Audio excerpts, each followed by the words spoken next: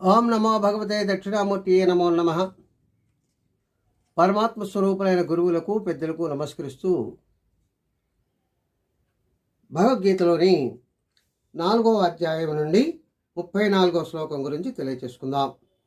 అవి ఏమని చెప్తున్నాయంటే, తద్విధి ప్రణిపాతేన పరిప్రశ్నేన సేవయా ఉపధ్యేక్ష్యంతి తే జ్ఞానం జ్ఞానిన తత్వదర్శన అని తెలియచేస్తుంది.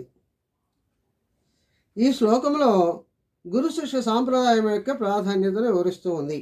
జ్ఞానము 2 రకాలుగా ఉంటుంది. ఒకటి పరోక్ష జ్ఞానము, 2 అపరోక్ష జ్ఞానము. భగవంతుడు తనకన్నా వేరుగా ఉన్నాడని చెప్పటము పరోక్ష జ్ఞానము, నీవే భగవంతుడని చెప్పటము అపరోక్ష జ్ఞానము. కాబట్టి ఆ అపరోక్ష జ్ఞానాన్ని ప్రసాదించుటకు గురువు తత్వమును దర్శించిన వాడై ఉండాలి. తత్వానుభవం లేని గురువు శిష్యునకు జ్ఞానాన్ని ప్రసాదించలేడు.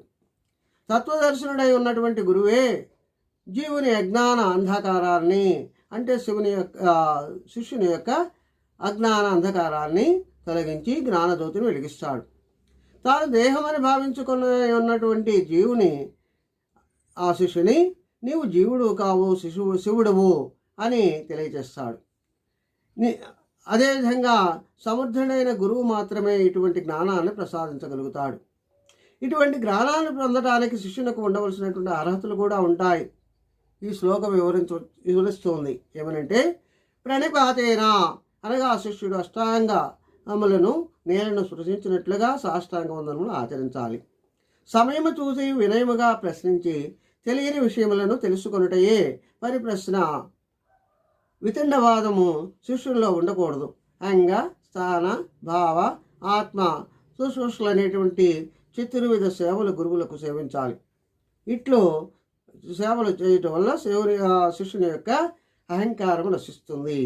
కాబట్టి సాధన చతుష్టయ సంపత్తి, ఆత్మానాత్మ వివేకము, వైరాగ్యము, నిష్కామ కర్మాచరణ అని వాని ద్వారా చిత్తశుద్ధిని పొంది శిష్యునకు గురువు ఆత్మ సాక్షాత్కారాన్ని కలిగిస్తాడని తెలియజేస్తుంది. అప్పుడే శిష్యుడు తాను శివుడేనని తెలుసుకుంటాడు అని తెలియజేస్తుంది. స్వస్తి సర్వేజన సుఖినో భవంతు. ఓం శాంతి శాంతి శాంతి.